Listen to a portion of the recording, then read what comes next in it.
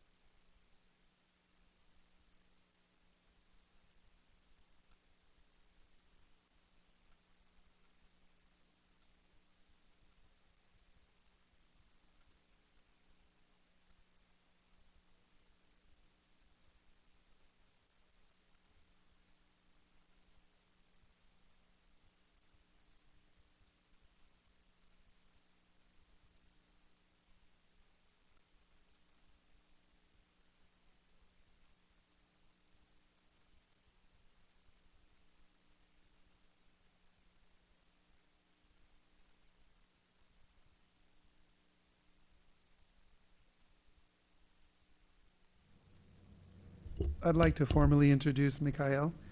Members of the CPRB, I am pleased to inform you that with the approval of the City Council, Mayor Pressing has appointed Mikhail Lubansky to serve on the Civilian Police Review Board. His term will expire June 2019. Mikhail is a member of the teaching faculty in the Department of Psychology at the University of Illinois Urbana-Champaign, where he teaches psychology of race and ethnicity, theories of psychotherapy, and graduate level courses on restorative justice. In addition to conflict and restorative practices, Mikhail also has a long-standing interest, going back about 20 years, in race and race dynamics, and regularly explores these themes in his blog, as well as in contributions to a variety of anthologies on popular culture. Mikhail, we look forward to your collaboration in our effort to provide the Urbana community with a systematic means to promote and maintain positive police community relations. Welcome.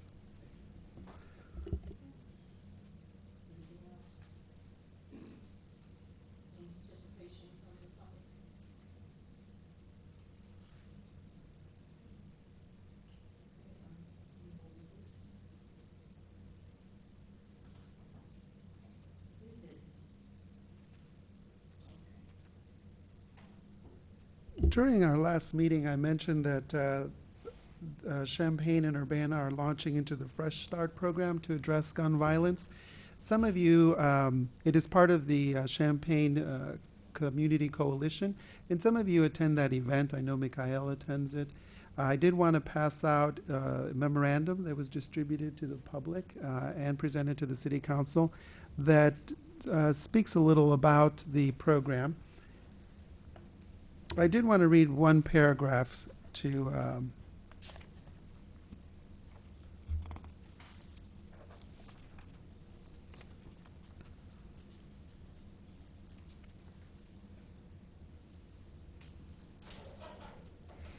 on page 3, paragraph 4, I wanted to bring to your attention a paragraph that will stimulate your interest in reading the memorandum.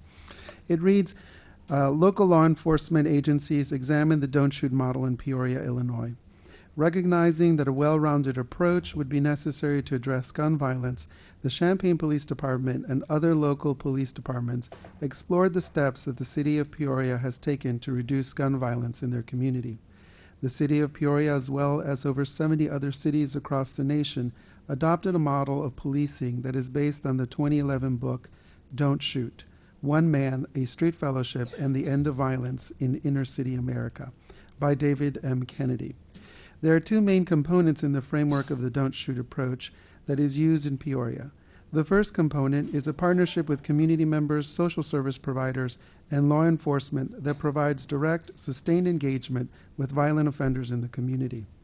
The Don't Shoot philosophy begins with an offer of support to identified violent offenders who choose to make different decisions, and a direct warning that future acts of gun violence will result in swift and serious consequences. This component of the model is referred to as a call-in. A call-in is the assembly where the offenders are called to a meeting to discuss their actions and are notified of the consequences of continued gun violence activity, hence the term call-in. Peoria leadership spent an entire year working to form partnerships with community members and social service agencies that are key stakeholders in their process. The second component of the Don't Shoot approach is a law enforcement response that focuses on violent offenders that are inflicting harm in the community, specifically violent crimes involving guns. The City of Peoria created a proactive unit that focuses on individuals and groups involved in acts of gun violence.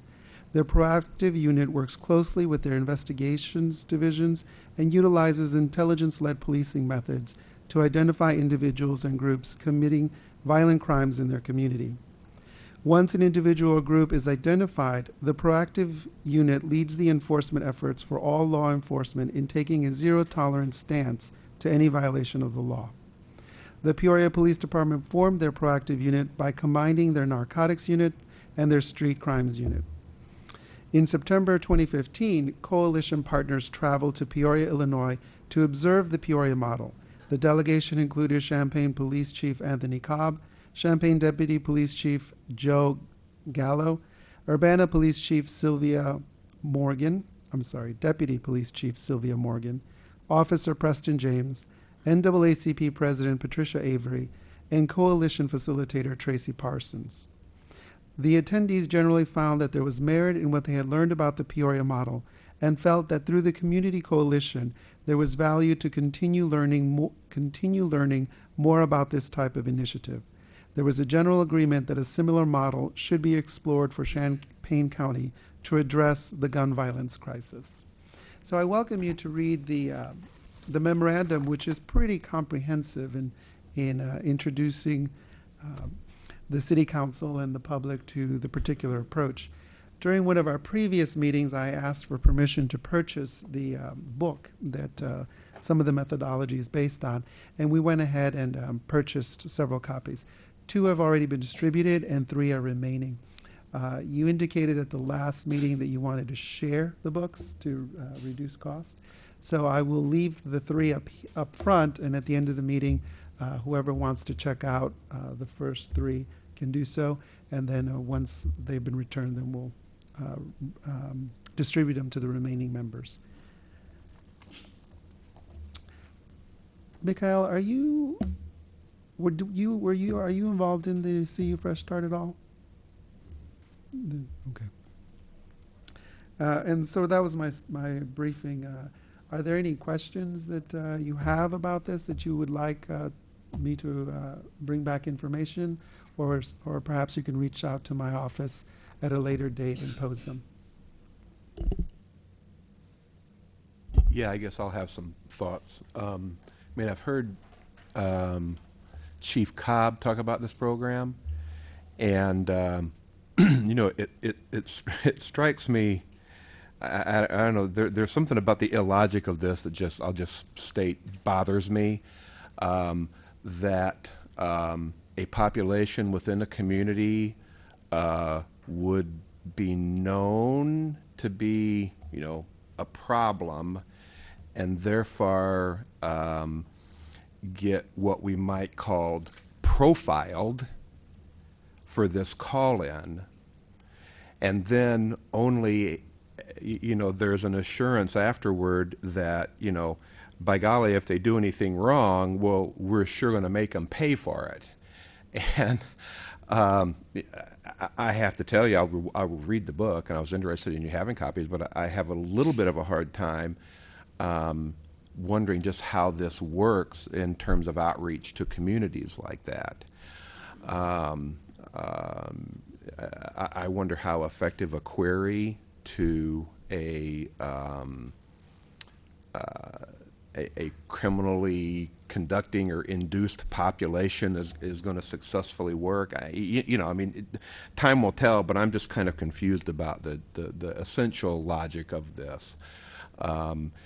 Unless the intent and as I try to think about modeling this into the future, unless the intent is actually to sort of, although the don't shoot is a direct application to Ferguson and some of those things that we've learned and has been in the public since then, unless the idea actually is to try to sensitize in some way the police officers to the reality of how these people live on the street to make their efforts more efficient and or fair. So anyway, that's, you asked for comment. That's one I have.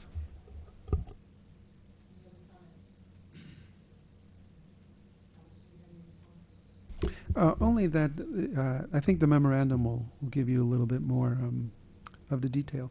Also, the book will give you significant detail. And one of the significant case studies, if you will, was the incredible drop in gun violence in Boston. And that sort of catapulted the work nationally. And of course, every community has to modify it to meet the needs of that particular community, which is why they approached Peoria to evaluate what went on there. I did want to mention that for any member that is interested in attending the Champaign Community Coalition meeting, they are open to the public, and I believe they meet the second Wednesday of every month. It is during the day, in the afternoon, and we'll get out a notification to all of you in case you want to attend. It would be, since Mikhail, I think, normally attends, he'll be in a good position to report back, and I attend as well, updates that are occurring there. The Human Relations Commission has recently designated an individual that will also be attending every session in order to keep the HRC updated. So my main goal in updating you is so that as this continues to roll out, you are all aware of at least the methodology and the philosophy and the goal that is developing on the ground. I do have a question. So we're at the informational stage. We're learning about this. There's no action or other process that we go through. Just as a matter of regular, when I see on a memo or anything else, anyone telling me that the situation has changed, that is, in this case, that there is a significant increase of gun violence, I always want to know, how do we know that, or what are the numbers? In this case, 125 cases in the Champaign-Urbana area is good information, but it doesn't tell me that that's Urbana.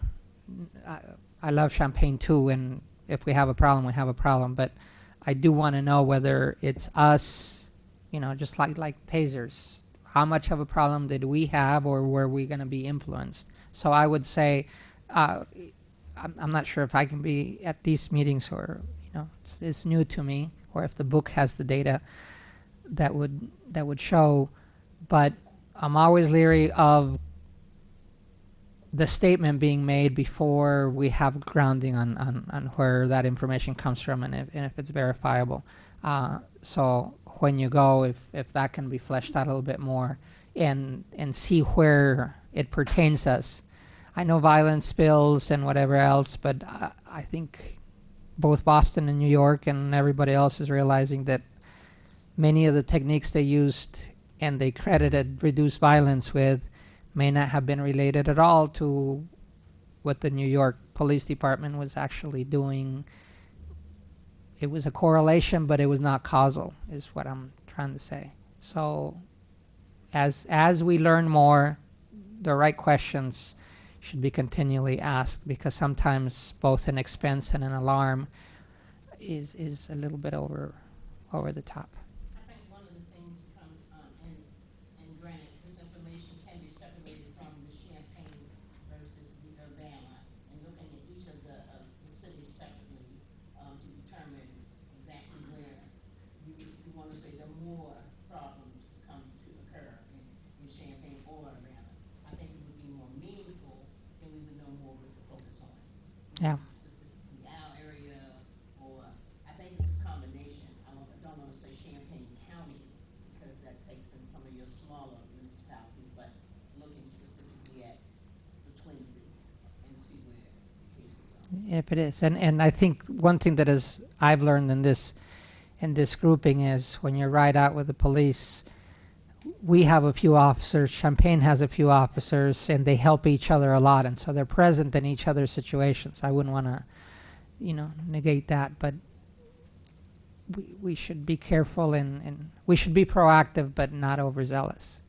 Well, I agree with that, except that I think that the departments themselves recognize the need for them to cooperate because, Wright Street doesn't really, we can't depend on it separating us. Agreed. As far as our responsibilities, they might end there. But as far as the police-community relations, I think it makes sense that they are cooperating in this way. Yeah. And a lot of times, I live in a neighborhood that farms very close to Champaign, and a lot of times you will see the city of Urbana, city of Champaign, and University of Illinois police all working together, and it is not a far jump for, these groups of young people, they go across the lines, all the time. It just makes sense for them to really work in conjunction, and it increases the Okay. Well, again, today I just wanted to make sure that as important members of the community that are responsible for civilian oversight of law enforcement, I did want to make sure that you're aware that this initiative is underway among the cities.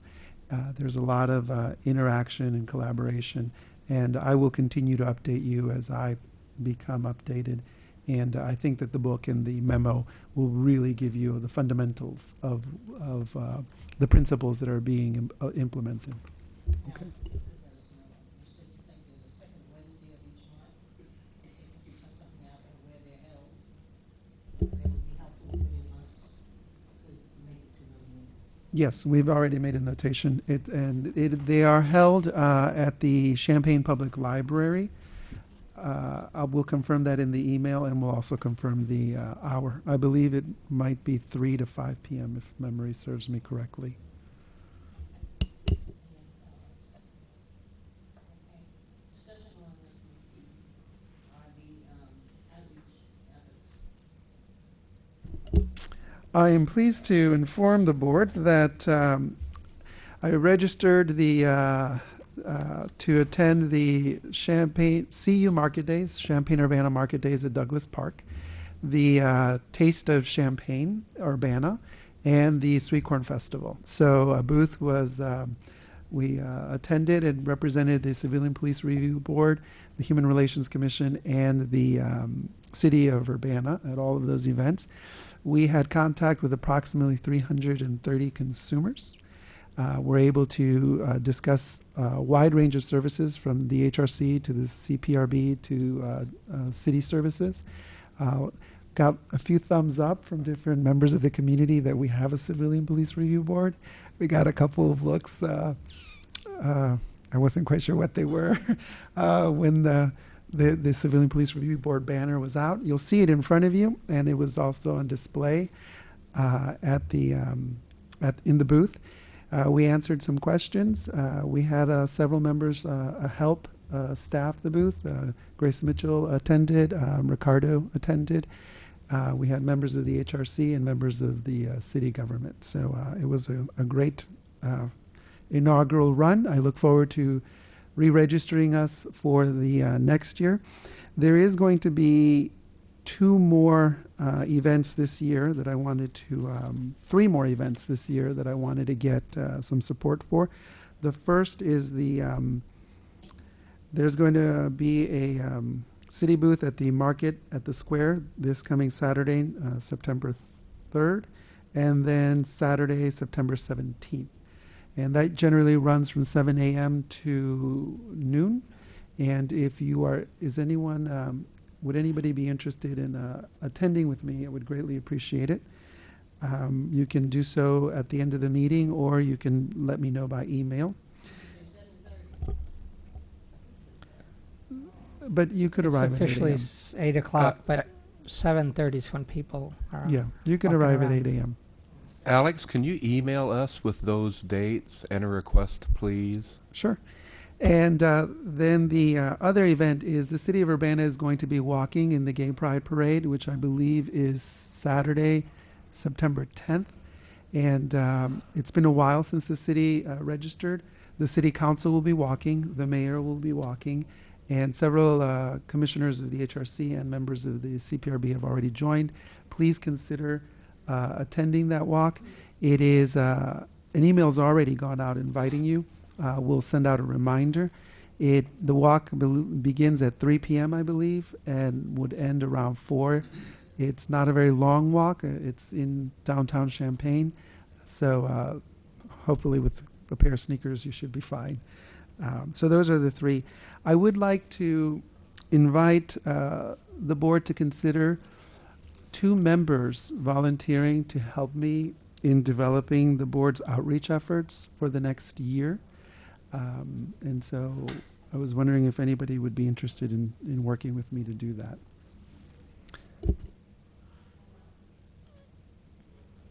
Yeah, sure. I'll volunteer. I also have something else I want to talk about while we're on outreach, so let's not move too fast. How about a second? I'd like at least 2. But I'm kind of looking around and letting people who've been around longer. I'd be happy whenever we get to the immigrant part of the outreach to be part of, especially that section. I will also, what's that? Immigration, immigrants, languages, people less acquainted with U.S. procedures. Yeah, that's what I mean. In the committee, whenever we get to that part, that's the part that I'm most interested in. Because then you could set up some situations where we could actually meet, with groups. Mm-hmm. Cultural pieces, because in the past we've not. Yeah. We've not had a real active involvement with different cultural groups, so that would be outstanding. Okay. Okay, and I'll help. So we have a committee of actually, it's looking like maybe 4. And I think we all can give some ideas and do something. Okay. It'll actually be just a working group. And thank you. Because if we were actually engaged in some outreach activities initially when we got started. We went to a couple events. We went to an event down in Champaign. Most of them were in Champaign. They had a fair like in one of the strip malls there. We met with the Ministerial Alliance a couple of times. We did meet with them.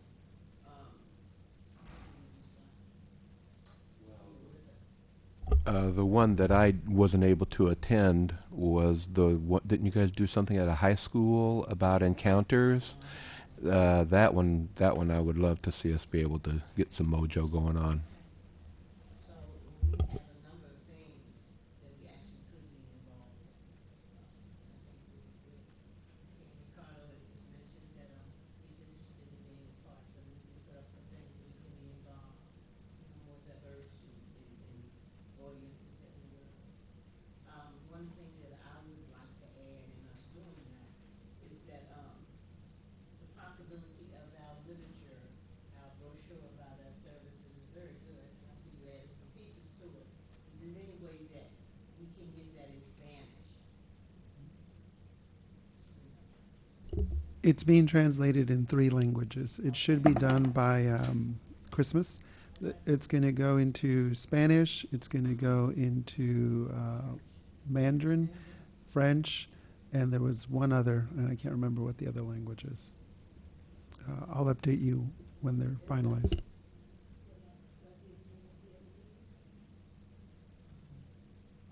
I could add that to the second tier of translation. Ideally, I'd like to have as many as possible, but I focused on 4.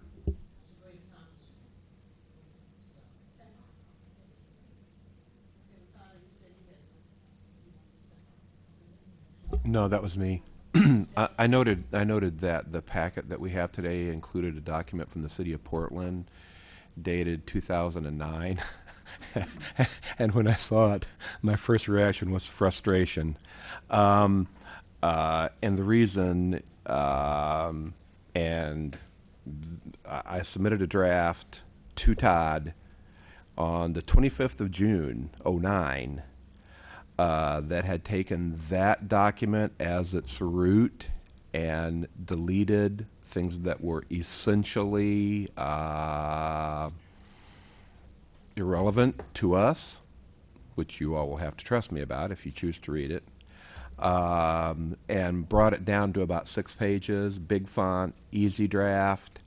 I don't know, well, you've all been offered that or had that in the past, but, you know, maybe I'm just grinding an old axe here, but I timed myself. I spent about 10 hours editing that document for this group, and so I will just say that I have a copy of it, not only on my computer, but on a thumb drive in my pocket if anybody wants to look at it. It's right here. I raised you one. Oh, now we got him.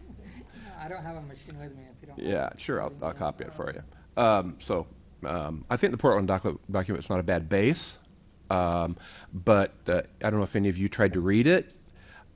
It's kind of dense, and none of the acronyms make any sense. And my effort in '09 was at least to try to make something that would speak like Urbana, would use the words that we know in reference to HRO and in reference to UPD and CPRB and all that kind of stuff. So, Scott, I don't actually remember it. Please forgive me. Maybe I'm getting old, but I don't remember it. Is it any way possible that we can get copies of that document? sure, I mean, I can email it to Alex. Okay, and Alex, could you get it? Okay. I mean, it's possible that, you know, we want to start with a fresh slate or another approach or something like that. But, you know, I did take the time to go 10 through hours. it. So. I think we should start with your 10 hours. Right. So, okay. So we'll get copies of it because I really don't remember Yeah. reviewing the It's document. been a long time ago. I mean, I was shocked when I saw that date. It was the 25th of June, '09. Yes. Yes, you may. I included this 2009 document. What I'm interested in doing is there are going to be a lot of projects that this body is going to be taking up over the next year, a lot. And the committee cannot do, or the board cannot do everything together. And so I'm going to be asking for volunteers to work with me to develop a program and bring it to the board for approval. And of course, in the developing of the program, seek board input periodically. So when I asked a few moments ago for volunteers, it is for that purpose. I would like the CPRB itself actually would like a outreach program. Right. And so I'm going to be relying on the volunteers who are Scott, Ivy, Mikhail, and Ricardo, and it starts to impact the immigrant population. And so I think that I'd like to set up a couple of meetings for Scott and I and a member to begin that work, and hopefully we can come back with an outreach. And we do have a copy of the proposal that Scott submitted, and so it is my goal that we will use that proposal, the foundation that was for that proposal, which was this one that I included, and then begin to flesh out something. Of course, part of that will involve a schedule of events that we will attend on a recurring basis, as well as making decisions on up-and-coming events, and hopefully having designated members that can attend as ambassadors from the board to those particular events. So my bringing this forward, of course, is a realization that the document Scott put forward is a great document that we can fine-tune and then move forward. So we'll be working together and bringing something back to the board as soon as possible. Okay. Any other comments on that specific area, the item, agenda item? Okay. Moving on, preliminary discussion on the scope of review of complaints.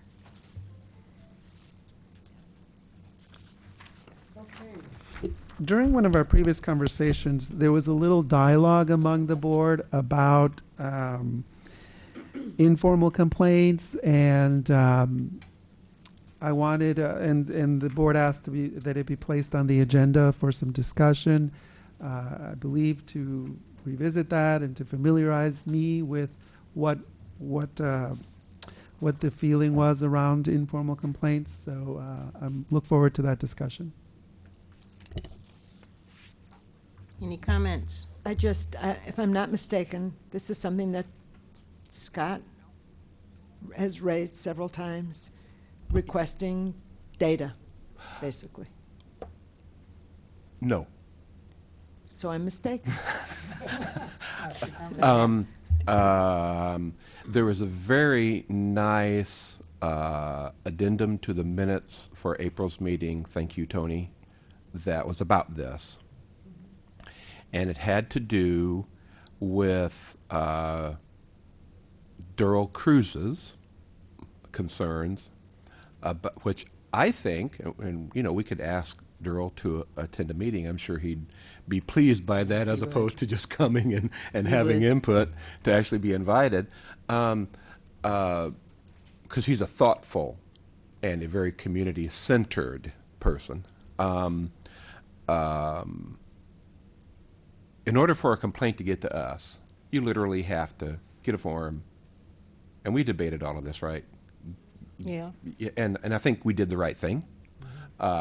Get a notary seal on it before it can be submitted. So I believe Durrell's point is there is a whole spectrum of police community interactions and potential complaint areas that we don't capture. And we know that to be the fact, right?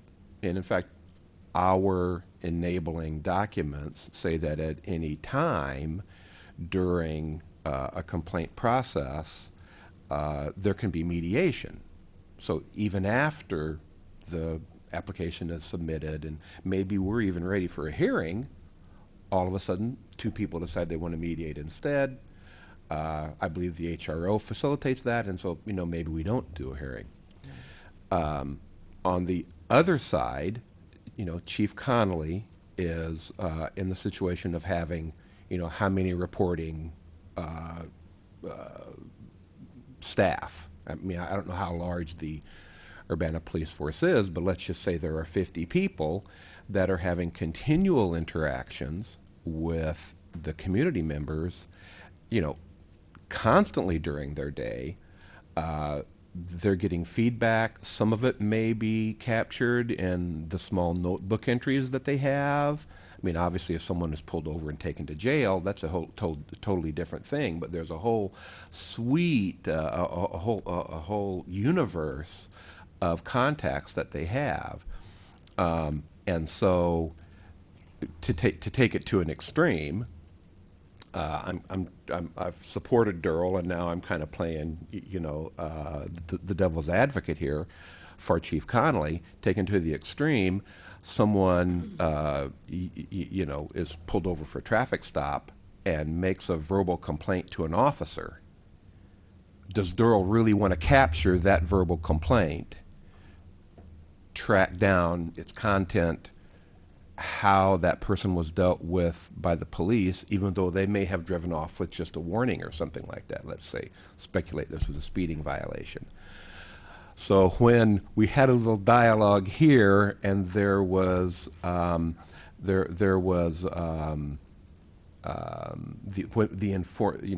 ability to track informal complaints became part of a discussion. I felt that I needed to remind everyone that, at least in the meetings that I have attended, that is a sticky wicket. That's not a clean thing. That's not an easy thing to do.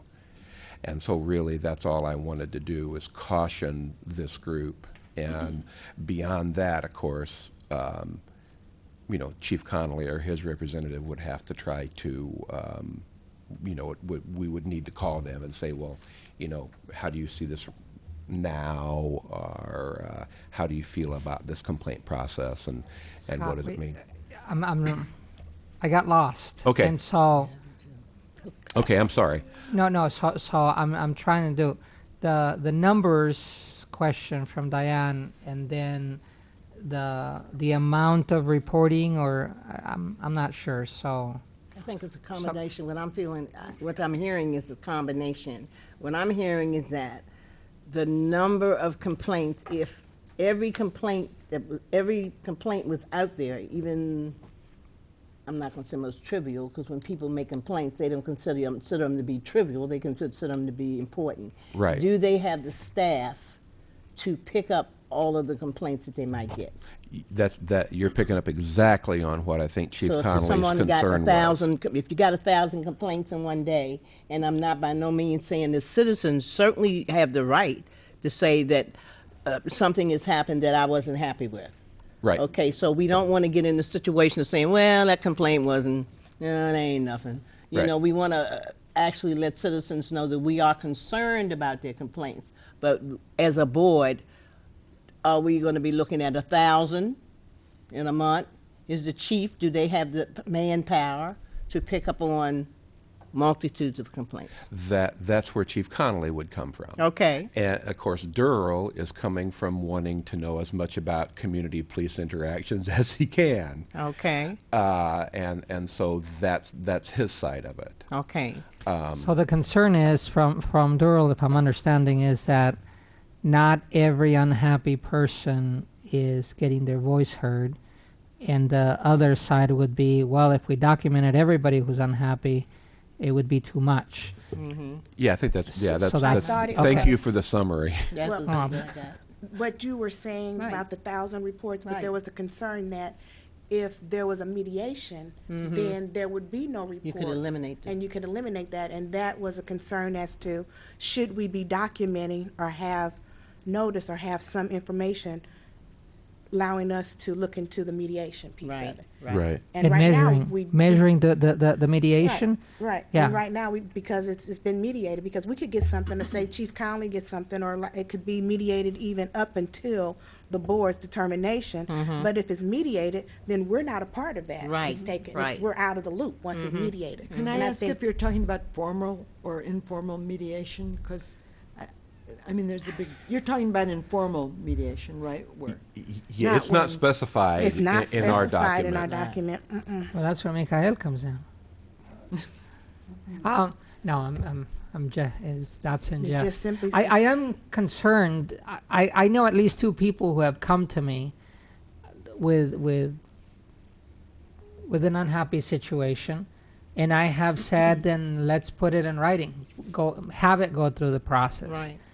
And after doing the first one, just abandoned it. It was too much trouble to bring it in. They were unhappy. It gets to a point of it's too much work to get your voice out there, and they were unhappy with the resolution or lack thereof. Now, I'm all for having a good process that filters, the moment, because when I get pulled over, I'm also unhappy. Right. And we haven't even interacted yet, right? So there needs to be the question is it easy enough that we are capturing what's happening, and especially those resolutions. If we get a notice every time there is a complaint Right. filed, at least on email, and then but we would not see it here until the chief has made a recommendation and the person has appealed. But we have the option to go down and look at the complaint. That's right. Yeah, so we can go down there, come So down here. I've gone actually, I think only once to go through, and it would be very laborious for us to go through all of the complaints or people. On the other hand, we wouldn't be able to touch it anyway, Right. because we're not the mediators. So we would be informed. That's how the way I felt. If I get informed, it does me no good because I still don't have, I can't do anything about it. Right? And the chief actually does his own callings to try to resolve with a person their concern, right?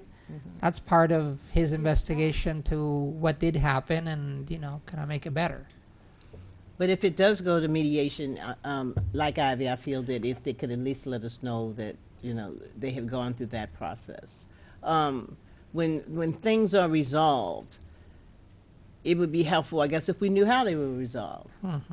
You know, we do get the feedback that they're resolved, but it would be helpful to know, you know, not details, but the chief spoke with Mr. John, with Scott, and, you know, and explained the situation in reference to him driving with no clothes on or something, and the trouble he could get into. to Well, get are we busted. empowered to do a customer satisfaction survey? We can conduct studies, and we could begin having a discussion around that. And it could be a simple survey, Um, you know, how satisfied were you with? You know, I can be very legal and very logistical when I'm listening, so sometimes I'm trying to make sure that I'm hearing the bigger picture. You all understand, I'm pretty clear as I'm listening, that your powers are, of course, limited by and granted Right. by this ordinance. And your fundamental authority is the appellate review of complaints appealed to you by the citizens. So when the citizens do not like an outcome and feel that they wish this body to review that outcome, we have a closed session review. And we have subpoena power to the extent that we can request all documents necessary, and there's a member of the command staff present, and of course the person appealing to share with us their perspective. As Ivy has pointed out, all of you have the authority and the opportunity to come to the Human Relations Office and review any complaint that it's been filed and its disposition. One of the things that will be occurring, which I think I've shared with you, is I'm working to build an online portal that will allow all of you to review the complaints that have been filed from the comfort of your home in a secure manner, and the closing documents. So the document that we received notifying us of the disposition, you'll be able to Okay. see as well, and then the appeal. As you also know from the ordinance, you also have been given the authority and the responsibility for reviewing all taser usages. There's an agenda item a little further that we'll talk a little bit more about that. There is, and then there is the authority and the responsibility to conduct studies and engage in outreach efforts to assist in maintaining positive police-community relationships. And so through that area, perhaps a study, we can engage in a beneficial study. One of the things that I've been hearing is what is the sentiment of the community, various communities within Urbana in their interactions with police. And there are studies that can be conducted to evaluate what is that. We tend to get a lot of anecdotal evidence, information. We tend to get ambassadors reporting out to us, but it might be very nice to do a survey and see where do we stand. So those are things that I'm hearing that could be helpful. I'm not sure what, though, about informal complaints. Those are not before this body. I'm not sure what the request is, or if there's a problem. I'm not sure what the problem is. So if it could be defined, that would be great. If you'd like to hear from Doral Cruz, we could invite him to appear at an upcoming meeting. But I'm not. I put this on the agenda because I've heard some conversation during our meetings, but I'm not quite sure what the issue is, if there is an issue. So I remain unclear. We do not. When our system is complete, our reporting system, you will be able to receive data in terms of number of complaints by demographic, disposition status. In terms of mediations, I do not believe that we've had any mediations I was gonna ask. in complaint. Yeah. Also, if there were a mediation, I would be notified of it. The minute a complaint is filed, my office must be notified, and my office, of course, notifies you.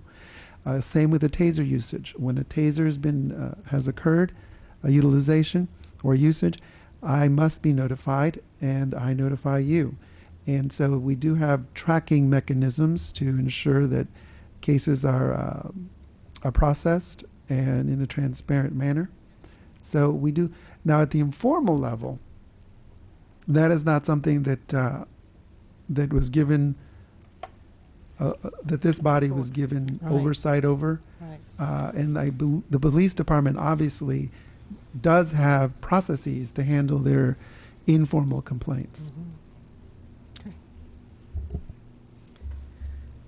Can I say something? One of my takeaways from every time that we talk with this, and I could be off, is that with the mediation, I got the sense when it's brought up that there's not a trust in that the individual who may want to, who first may start off with some type of complaint and then is ending up mediated, there's not a trust that that person has actually been held, or they feel that they had to have the mediation and it just went away. So it's some type of a trust thing that I think is going on with that. Are they independent? Who does the mediation? I think. I don't know who does it, Yeah. and That's we're why not I asked part of it. We're not About part whether of we're it. talking about formal or informal. So I don't know There who is a does, but formal we don't It have is. it. that Yeah. you would know about. But informal mediation is just a discussion among the sitting parties down, talking. involved. The in an parties attempt to involved in that. Satisfy a complainant in an That's- informal way. And I don't know, I mean, it isn't within our purview. We care about it because Right. we care about police-community relations. Right. But it's not- as far as tracking it or our responsibility, I just We're don't not see being- how that, it isn't feasible. But- Really, it isn't. Would there be a way to log these interactions?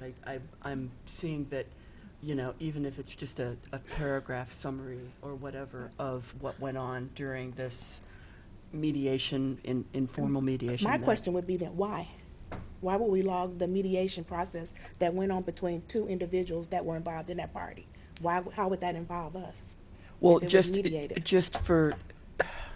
just in the event it goes any further, so that there is some indication that, you know, at this time, a citizen of the city of Urbana, you know, felt as though this was occurring, and just so that we know the number of times that people have their concerns, and that we are certain their concerns are met. That because what's occurring?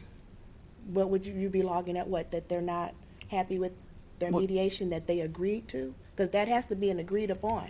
After you mediate, there's an agreement made, right? Yeah, you have to agree on it.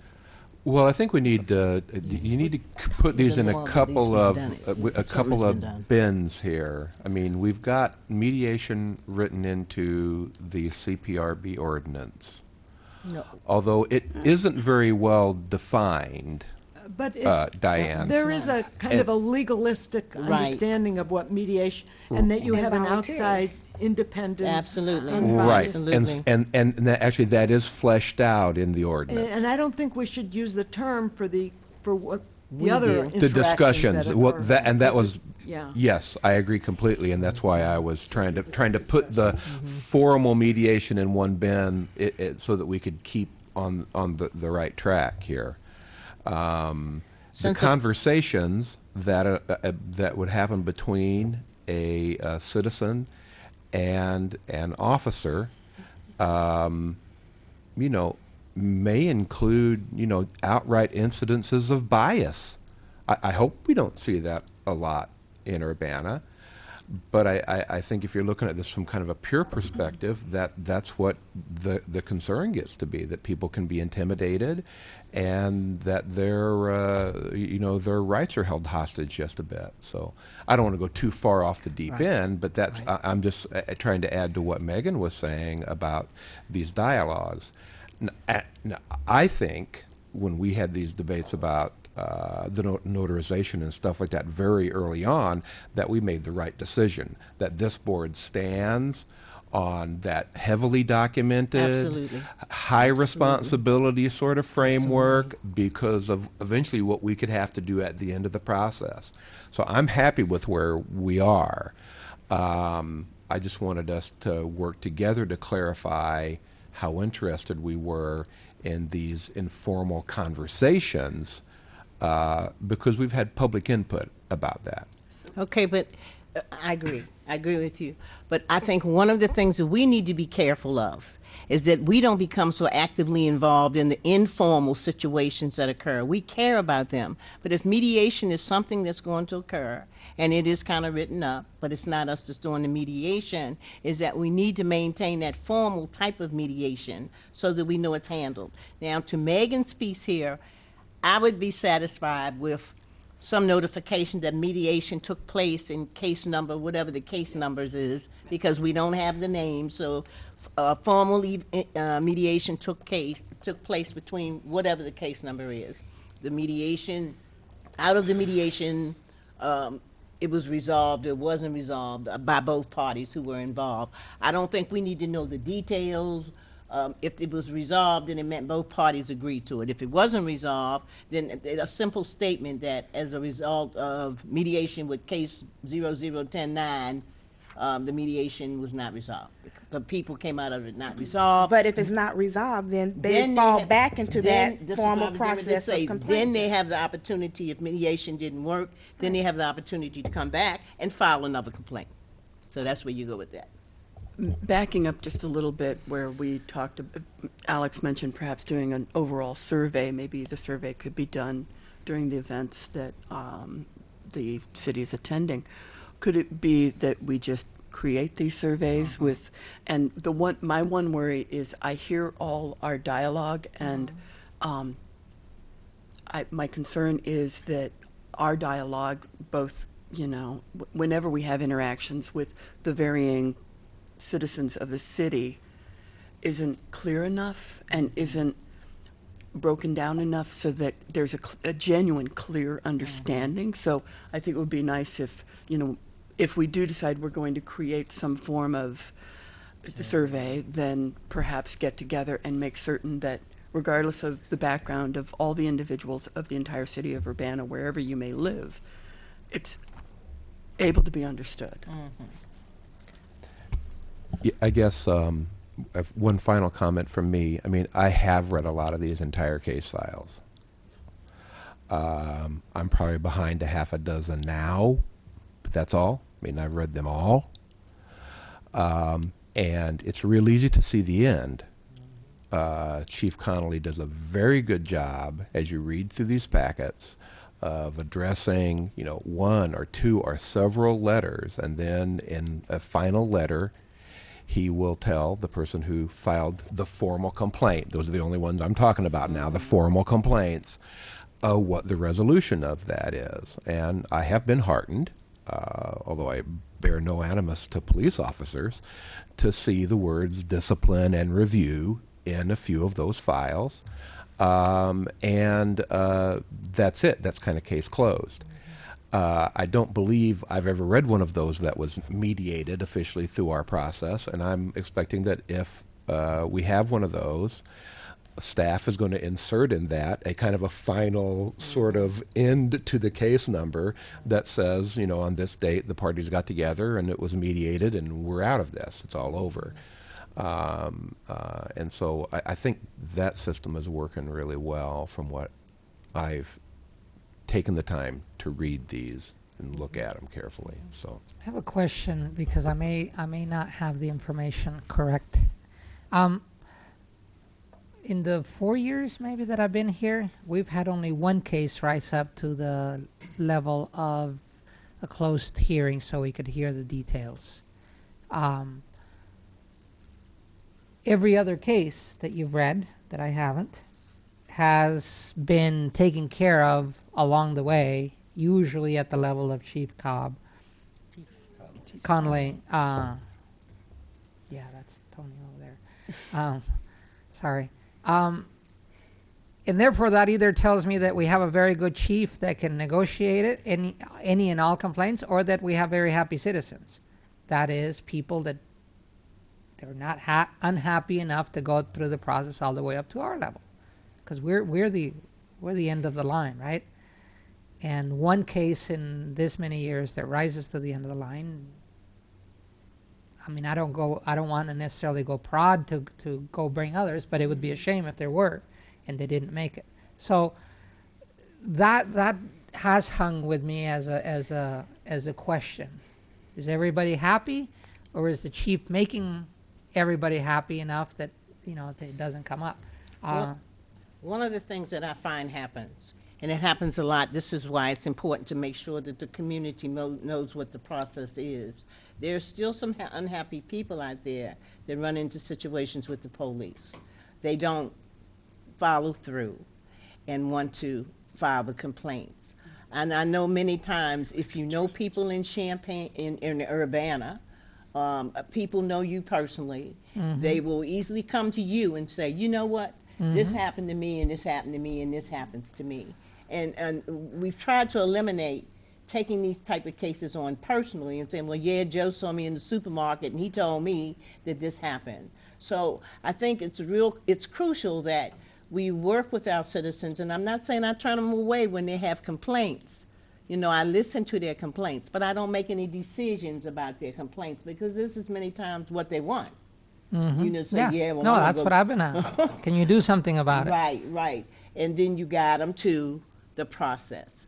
And what I've been doing when I get concerns from citizens is stress to them the importance of this. No, it might mean a few more minutes you got to go down there and do this, but you got to do it. And, I got to find a notary. Well, I'm a notary now.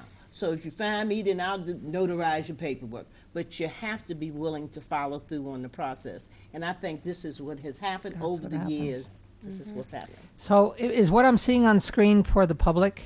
Yes. So this is the way to file a complaint. I would say every meeting ought to start with, because this is about the only meeting that people say, oh yeah, I saw that. They'll remind me, right? Maybe at the Corn Festival, somebody might have associated me with the city or not, but this channel does get watched. And to run this or a simplified version of it so that it can be seen at home, I think would be a public service when it comes to outreach. Just say, if you have a complaint, this is what you do. And it becomes part of every show and the commercials of every show that we have, so that people know and they don't shy away from it. Right? That's a great idea, is a public announcement that's a great idea, so it could be out there. I would just like to respond. I staff this board. Every police complaint that is filed, I read, and I read all the reports associated with it to make sure that this body is always informed. Every single case is disposed of or resolved. Every single case. It is disposed, as you will see in the ordinance, by the various findings that are appropriate. On occasion, some are dismissed because the individual is not available or there's not enough evidence. But all of them are resolved. And as you know, the complainant, when they get their determination, gets to make the decision to press it to the next level of review. So I tend not to read into whether the police chief did a good job or a bad job. I tend to read that the case has been disposed of. It's been disposed of in this manner, and the citizen has been given the appellate form as part of the decision. They receive the appeal form, so that and it's as you know, time bound. They have a certain amount of time to file that appeal, and they can file it. So they are notified. There is one of the things that I'm hearing is the process as accessible as possible? That may be something that we can look at moving forward. As I mentioned to you during a previous meeting, I created all these web pages for the CPRB to ensure that if anybody wanted to know what happens, how does this work out? Now there's several pages that walk you through. Some people thought they had to only interact with the police department. No, they can file with the police department, or they can file in my office. We have, in terms of notaries, we have, I believe, at least 5 notaries in the building. So whenever an individual comes, we can utilize notaries either in the mayor's office or the police department.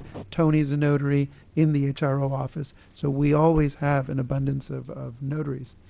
There is sometimes a concern over what can I expect, and you'll see that this particular page walks you through what are the responsibilities. And then there's the disposition categories. Not sustained, remanded for further investigation, no finding, or mediated.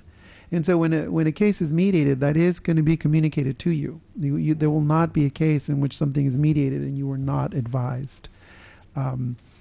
There is a distinction between formal mediation and the informal mediation. We are involved in the formal mediation. When that complaint is filed, if mediation were to be elected, the complaint remains active pending that mediation. Once the mediation is concluded, it would be disposed of as having been mediated, resolved by mediation. And then I would notify you of that disposition. But does So- a citizen have the right to say, okay, I wasn't happy with mediation and it hasn't been resolved, so would not they come back and file another complaint?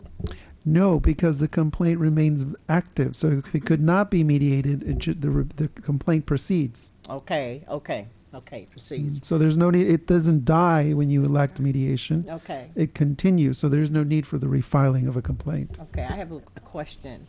I saw they can call the Human Relations Office. Okay, when people call, that was up further, I saw that they can call and the number is there. Okay. Okay, there. When people call and they have a complaint, and will you all mail them the form? We will do whatever they prefer. We will Okay. email it. They can download it from the system. We will mail it to them if Okay. they're don't have internet access. Okay. If they need assistance typing it up, we Mm-hmm. Okay. will schedule an appointment and they will dictate what occurred and Okay. we will transcribe it. Okay. Tony will notarize it. We will then record it, and then we will tender a copy to the police department so that they can Gotcha. begin their Okay. investigation. Okay. That's good to know that those supports are in place. And as I So- mentioned to you also on another occasion, there is sometimes concern about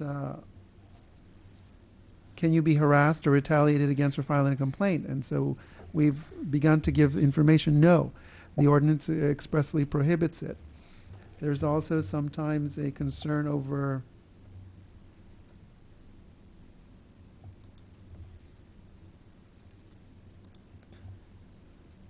where are we located? So we provide the information for the Civilian Police Review Board, which is the Human Relations Office, and how they can meet with us. As part of the outreach that we now have some volunteers for, this is going to be a fundamental push on my part. The reason that, on behalf of the board and with the board, to make sure that people understand how easy it is to file a complaint, that it's a formal process. The business cards that I asked you to review, we have not finalized. I'd like to finalize that today. So we've redistributed copies. That card has a QRC code on the back. From any smartphone, people can log right into the system and begin their complaint. There may be a procedure if you're concerned about doing a complaint satisfaction survey. So you go to Carl or you go to Pravina, you see the doctor, you get that form in the mail. How was your visit? We can send a form. You filed a complaint. It was disposed, not appealed to the CPRB. Please complete this questionnaire. We can do it online. We can do a paper. We can do an oral call and transcribe it. So those are things if you're interested in, we can discuss in terms of conducting satisfaction surveying within the complaint process. Alex, you had mentioned that there are volunteers that are available. Would those volunteers be available to, say, in the instance of, a woman who's homebound or a woman who has children at home and can't leave her house? Could someone go and help? Because, again, I'm still looking at the steps they take, and I'm still seeing some language that, for many of our citizens, would be hard to decipher. Would there be people available to help to talk them through all this and help them understand what the document means? That becomes a liability issue too. Well, with volunteers, we have volunteers now that are going to assist me with the development of the outreach plan. Right. So those are basically work group members. That's us. We're the volunteers. Yeah, Okay, they don't. just to make sure. Civilians, whoever reads this page doesn't have to get through the whole thing. They can see the number and call, and we will walk them through everything. If one of them needed a ride, we would pick them up if appropriate. You all would not be appropriate for you to be involved in that process since you serve as adjudicators. Should an appeal be brought before you. But my office is fully available, fully accessible. And if we need a translator, we will retain a translator. We will walk through all the situation. You'll notice that the Urbana website up here, you can translate the website into these languages so that they can navigate through it. If they called and needed translation service, we would secure it and be with them via phone or in person and walk them through the process. So one of the major barriers that I sense, if there is one, is going to be outreach. And we've already addressed that today by identifying individuals that can help. We've already started to get out in the community. To have that banner on the back of the City of Urbana tent we made contact with 300 consumers over the course of these last 5 events. That does not count all the people that saw it as a billboard. So there's a lot of recognition that the Urbana Civilian Police Review Board exists, and I was present and some commissioners were present. And again, 2 of these events happened on Champaign soil. So the Taste of Champaign Urbana happened at, I forget the name of the park. Westside Park. So tons of Urbana and Champaign citizenry saw the sign, as well as incoming residents and students that came and When you had did it questions. at Douglas Park too. And Douglas Park Right. too. And then, of course, our Sweet Corn Festival, most everyone knows about it. So that alone was significant outreach. But so I just did want to say that as we're moving forward, I am completely committed to ensuring that we're continuously assessing, are there any barriers that are there any barriers for persons with disabilities to enter into this building? Are there barriers to accessing this process? And I think we'll know as we continue to go through the outreach, but I think you're assured that the office is able to help any person at any level. And the transparency is outstanding. Once this portal is completed for you, you'll be able to see the statistics and the of the dispositions, and it'll be harder, but I intend to code all of the complaints by type of complaint. So, when you go to the hospital, all kinds of infectious diseases, injuries. So we'll be able to see trending. And so that'll be forthcoming. That'll be good. Alex, I have because you've done so much both on the website and now on paper too, there is, let me go back to my original question. If there are not a lot of cases rising up to this room, there must be a reason. And that reason to me right now looks like we have a good process. As we get to that data, I think we would be missing an opportunity to inform people that things are okay by not putting that into our publishing, especially the website. Something like, because we get it in the annual report and it's nice, but a little box that says 79% of the people that complained got a positive resolution, or 79, so that either so one, we can educate the people that we're okay, or two, if they see that and they say, I have something to say because that's not true, then they get motivated to answer and counter that bold statement that everything's okay. So for me, it comes to do with the formality of what we put out. And let me use, because I know we're friends. When we dispose of a case, to me, from the street, it sounds like we just disposed of a body and we're hiding it.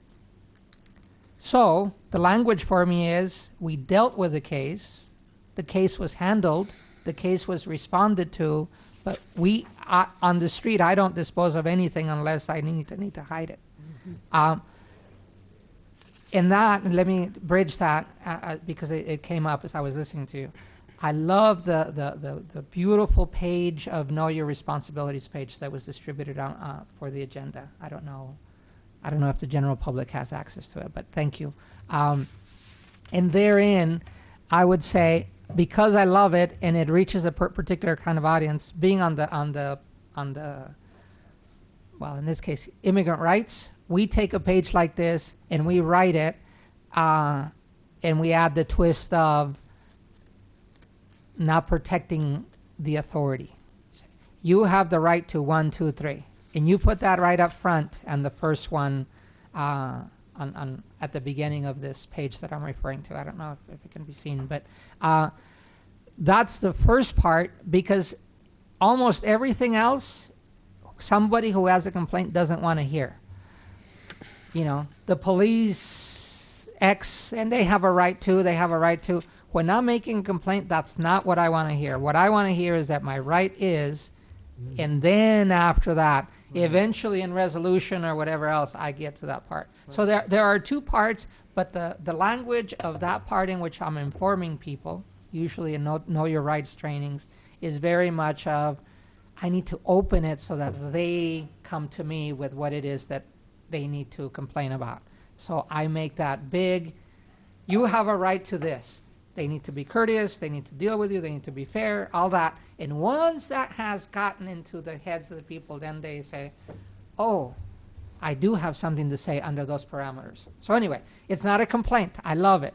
But I think we need another one that just puts that first part and make that the invitation for people to know that it is really, we are very serious. And the police is very serious about handling them, and we have evidence to say that too.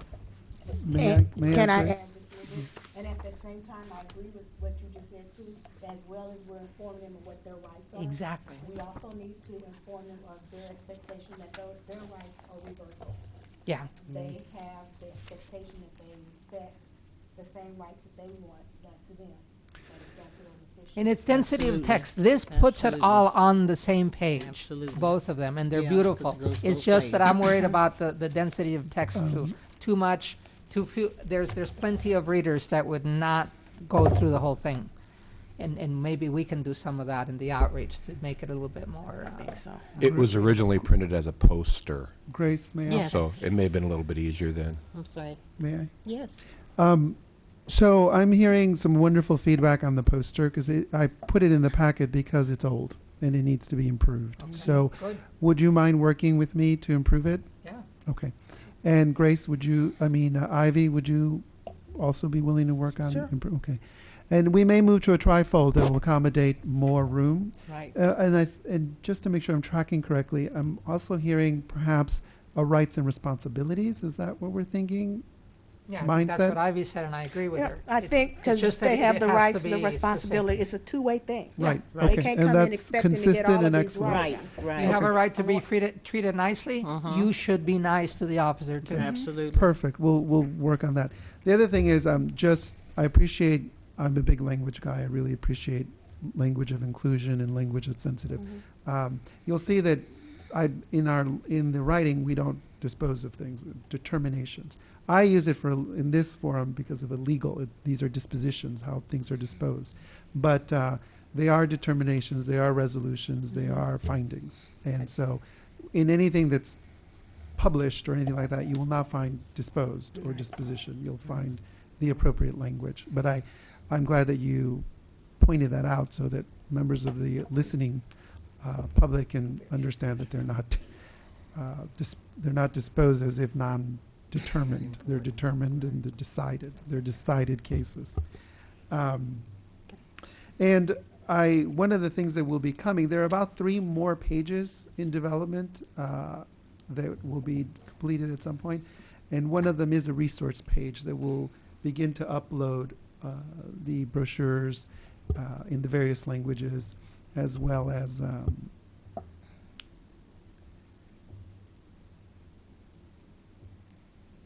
drew a blank. Well, when the resource page is finalized, I will also look for input from all of you on So these are additional web pages that you're referring to? Okay. Mhm. And some of the documents are already in your packet, so I'll end there so that we can proceed through the agenda. Okay. Okay.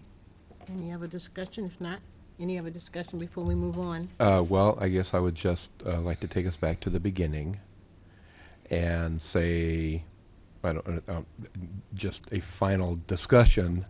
It doesn't sound as if this group is interested at this point in time in pursuing informal complaint compilation or in asking the chief to come talk about it or whatever.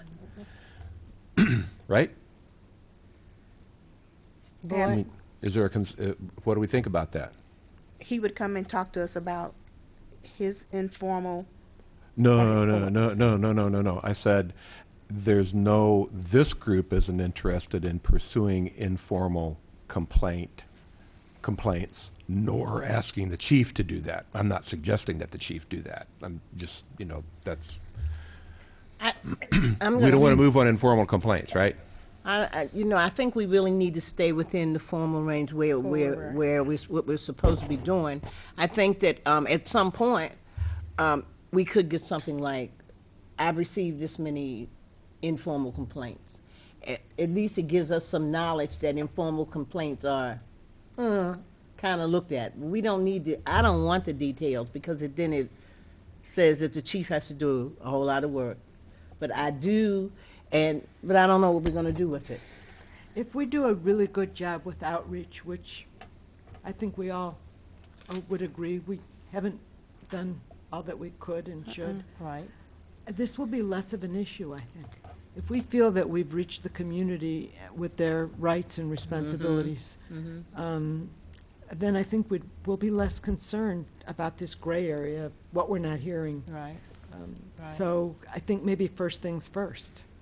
The outreach effort is a big job, a big assignment, and you have volunteers, and I would, of course, be willing as well. So, and along with what Diane is saying, okay, then we can look at a before and after. If we could just get an idea of approximately how many informal complaints actually come in.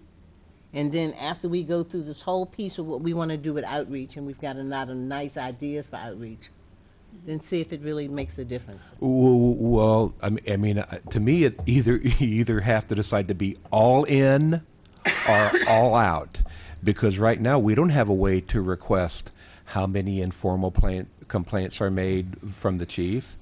I mean, if you go down that slippery slope and you start needing to develop a system to categorize and describe and log informal complaints. Okay, let's vote on it. I think what we're saying is that we're not going to tackle that right now at all. Okay, there's Grace? an issue on the table. Let's vote on it as a board. Where are we with this? Do we want to look at informal complaints? there's no motion Oh. to do so. There's no motion. We don't have anything. I think is what Scott is. Right. Before we got out of this, I just wanted to get a sense of what the group felt about it. I would, Do we need a motion? Let me respond to you, Scott. I want to make sure that everybody puts in that no complaint goes unresolved or unheard at whatever level. My sense right now is that there are plenty of complaints that do get heard by officers or the chief that don't make it to a formal complaint. And that would be, I think, Doral's view, right? That there are things not being captured and that those are.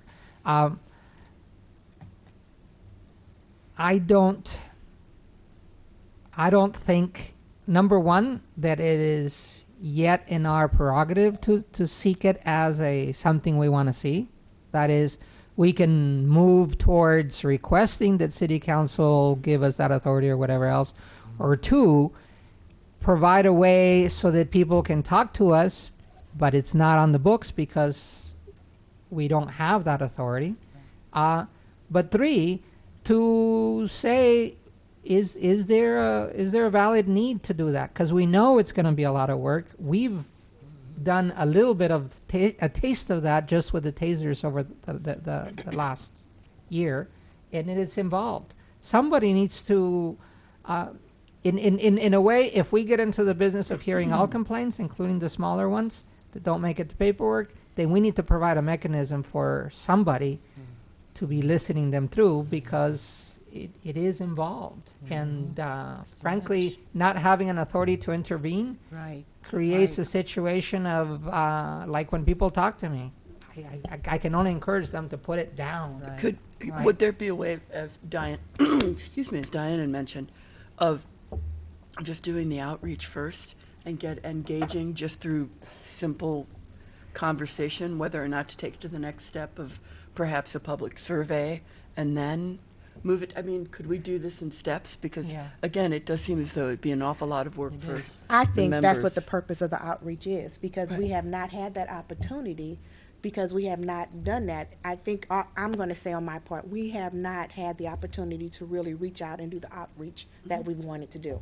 But if we do what we're doing with the volunteers, and we put that outreach out there, they're gonna get more information, they're gonna become more informed, and it's from that outreach that we're gonna learn and find out more of the things that maybe we need to do and do a better job of. Because right now, with something that Ricardo mentioned about, I don't see, we haven't had a lot of complaints. We've only had that one formal closed hearing. So what I'm piggybacking on you, Ricardo? Two. It's actually two. It's two? Yeah, one Okay. occurred before Ricardo was on the board. Okay, two. But then that's saying that we are doing a good job, and we have a chief that's doing a good job with coming to some type of mediation. So everything right now looks good. But could it be done better? So that outreach is gonna help us get to that point. But if we start trying to go out of our realm, which is what we're doing slowly, and we don't have that, that's not for us to do. We're gonna create much more work, and it's starting to get really messy just by listening to us talk. So we need to do the outreach and make sure that before we put anything else out there, that we also understand with each other what we're doing. So I think the outreach is the way to go. Any comments, Alex, what were you saying? I completely agree. Okay. Any comments? So that wouldn't require a motion or anything. No, it won't. Okay, so what I'm hearing in the discussion about looking at the informal complaints and concerns is, at this time, we won't deal with them. We will first pursue looking at outreach, looking at a survey, community person survey on the services that they've received. Another good piece that I heard was that we need to make this on, have this on our public access TV station, since a lot of people look at that, about what the process is for filing a complaint. We need to strengthen what we already have in place so that more people can have access to it. So I'm hearing a number of things that we can do to strengthen our whole outreach process that we'll put in place, and then look at it from there, Scott. Okay? Oh, yeah, I mean, I don't advocate pursuing these informal complaints in the first place. Okay. But I want us as a group to decide what we feel about it right Right. now. We spent maybe 45 minutes talking about it, so I just Okay. wanted to make sure everybody kind of had the last push here. Okay. If citizens come to us and want more action on it, as Mr. Cruz did, then, we'll have to take it up again. Right. I'm done with it, for Okay. sure, yeah. Okay. If we could just spend 7 minutes or less on the business card that I sent out for feedback. I would like to get them printed so that when you're out and about representing the board, you can pass them out. I think it's great. I've read it several times and didn't change a word. It's concise and easy to understand. Okay. I'm referring mostly to the side with the QR code, of course. Okay. Megan has a question here. The language is beautiful, but again, I am a little bit concerned about the, what do we call them? The $3 words. Just again, if we're handing this to a person who's a second language learner, or to somebody with limited schooling or a learning disability, they might go, huh? Yeah, and it would stop them, perhaps. But it is beautiful. All right. How about I very much appreciate that feedback. We will come up with a second version that has language that is accessible and immediate, and have you look at both of them side by side, and we'll get that done Student school now. shortly. And then if you could just feedback by email, that would be greatly appreciated. So Alex, to clarify that, so that this one does the business purpose, and I like it for that. It does inform. On the other hand, I think one of our purposes is to teach people how to complain if they have a complaint. So it's almost an invitation not to complain, but to know where and if they had the need. So my response or my reaction with Megan is, I think, do you have a complaint about the police, or have you had a situation that you consider unresolved with the police? Call Alex at. Yeah, I just want to make sure that they can look at it and feel like the dialogue is truly open to them, regardless of where they may be in the city. I have a feeling already of how, I already have an idea of how to rephrase it. So I've heard you. I got it. I know the song you need. Okay.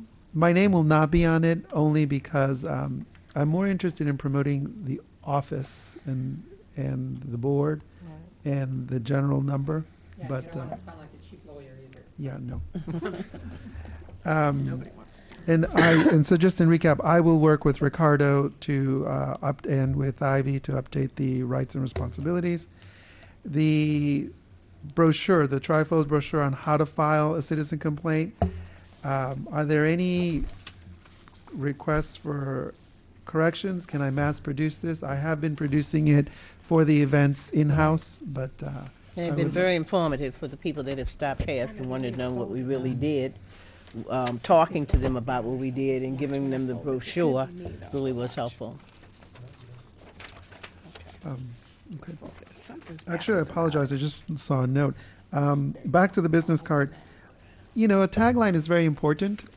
And I wrote, just as a place marker to start the dialogue, civilian oversight of community policing. But that sounds awfully $3 wordish. Is the HRC, in their business card that's similar to this, they came up with acting to end discrimination was their tagline. Is there a tagline that you all thought might better capture the mission and vision of the board?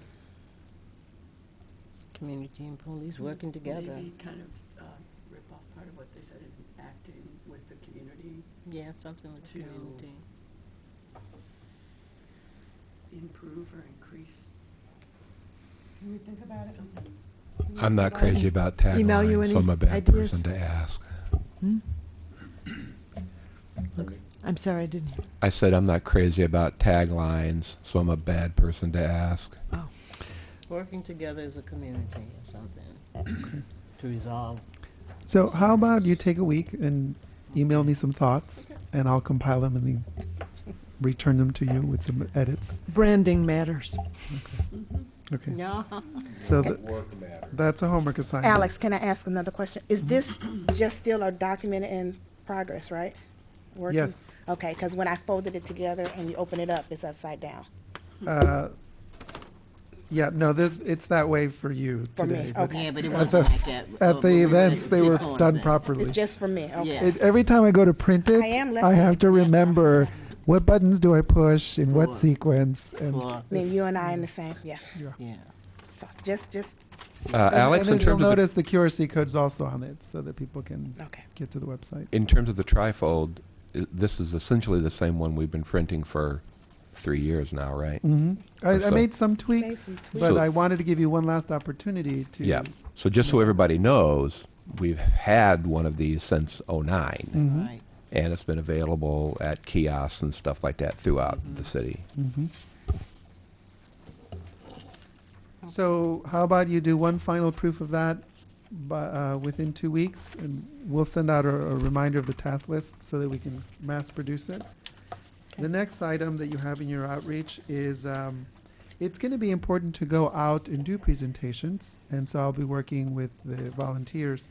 This was a PowerPoint that was prepared by the office prior, a while back, and I wanted to work to refresh it and to make it available for all of you to take on the road to various community groups to present the work of the Civilian Police Review Board. So I would like to encourage you to take a look at that PowerPoint and to feedback slides you think might be helpful to add, language changes, and I'll work with the volunteers to try to finalize it and make it available for you. I think that's it for this agenda item. Okay. Okay. Item D, discussion of planning of performance and review a TASER review process. And Grace, as part of the ordinance, we are to conduct a review of the TASER review process, and it is time to do that. So what I'd like to do is reserve the next meeting for us to engage in a review of the TASER. I'll be preparing some reports. I will be polling each of you in terms of what are the strengths and weaknesses that you see, compiling that into a report for you so that we can have a discussion on the next meeting.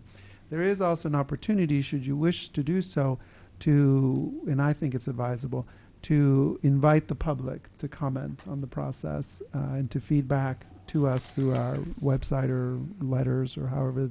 We will provide some guidance to incorporate, and then what we would do is prepare our report to the city council and to the mayor and to the police chief, advising them of the results of our review. Would you all be in agreement to reserve the next meetings solely for that purpose? Yes. Unless something comes up before then that we need to consider, I would think that would be reasonable. Yes. Okay.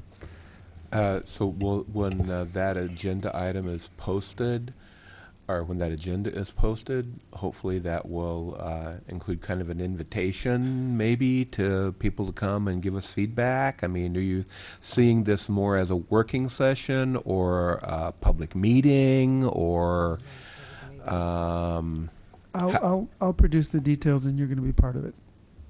We'll be working together. Yeah, I mean, I'm just kind of trying to think out loud about how we could best flush people to come and tell us what they think about the review process, understanding that, of course, if you do that, you will get people who, again, want to comment on tasers as a tool in the first place.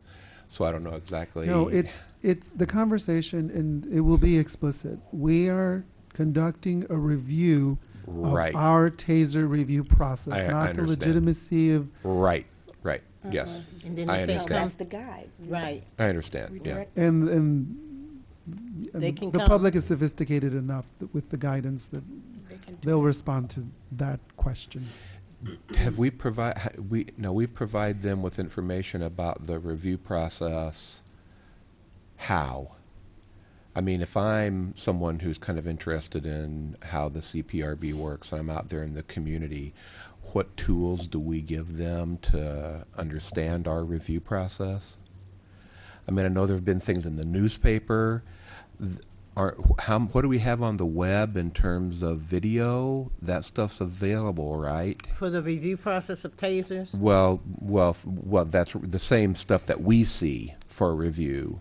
I don't think that we have not, I don't think that there's anything out there for the public to see and review. I know there's nothing out there. There is, in this sense, every one of these meetings They can come here and see it. has been recorded and is available. To have it listed or a way for people to watch what we did as a review gives them a chance to review the review. Right. Right? Right. Because they were recorded. On the other hand, something that might be related to that is by now, at the year mark or whenever, at whatever closing period, we do have a little description, statistics of there were this many tasers used, there were this many whatever, and that might be helpful for people to say, oh, that happened during this period. Because, it's easy to get caught up on the one that was Right. significant and all the others were resolved by unholstering, Right. right? And that's important for people to know that that's, in the end, the numbers give you a sense of what happened with the review as a result of the review. So I don't know if And we've it kept also that. adds to the whole picture of usage of taser reviews after they went over the whole process of we need to use tasers, why we need to use them, but it gives some indication that the decision to have tasers in the first place was productive and it worked. Well, that's for some people to decide given that information. But the fact that we can quantify and say they were used this many under this category of usages and this resolution is good info for everybody. And however people use it is up to them. is their baby. Right, but we're clear that we're reviewing our review of the tasers. Right. We're Right. looking for how we can improve it. What, for Right. example, we've been running very low usages. Right. But if we end up in a situation where there's many, we may need to move to random review. Reviews. You may decide you want the HRO office to pre-review and bring to the attention ones that meet certain criteria.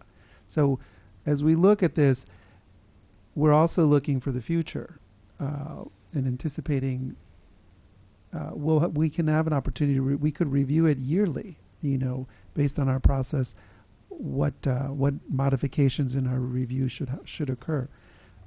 So once we get into looking at the data and reflecting, part of what I anticipated is sending you, as I said, is polling you on what you saw as the strengths and the weaknesses and compiling all that data for you. When we call for public input, there'll be guidance. It would be like any other call for public comment. And those that follow us will be able to provide that comment. But I don't know that we're going to universally ask people that aren't aware of our review process to comment on it. We're looking for people that have intimate knowledge of our review process, that have been following it, and we wish to know what their input is. I would imagine the methodology will be finalized in the next 3 weeks, and then I'll send it to you for review and comment. It will involve also a notice in the paper, an invitation to appear, parameters. So I just wanted to make sure that everybody was prepared for the October meeting, that's what we want to be the substantive piece. And of course, if we do have a taser usage that we need to review, we will. There are 2 taser usages right now that have not been reviewed. One is pending in the court, and so when that occurs, we suspend it for a period until that's resolved. And then the other happened this week. I should be getting the documentation in a period of time, and then we'll be reviewing that one with the other one if it's ready. If not, we'll hold it until we have an appropriate number, because we don't really do them individually. We do them as a batch. So I'm understanding that we will reserve the majority of the next meeting in order to conduct a taser review. Is that correct? A review of the taser review policy.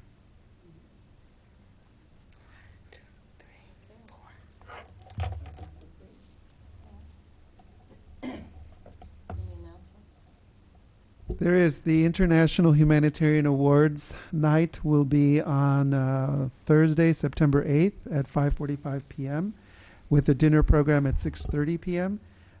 5 individuals or organizations are going to be honored by the cities of Champaign and Urbana. It is a ticketed event. It is $35 a ticket, and there is still time to purchase a ticket if you wish to. You would purchase it through the City of Champaign Community Relations Office, or you can contact our office, and Tony will forward the information to the City of Champaign. It's a wonderful event. It's an opportunity to really recognize local individuals that are having international humanitarian impact. So I'd like to invite everyone in the public to consider attending.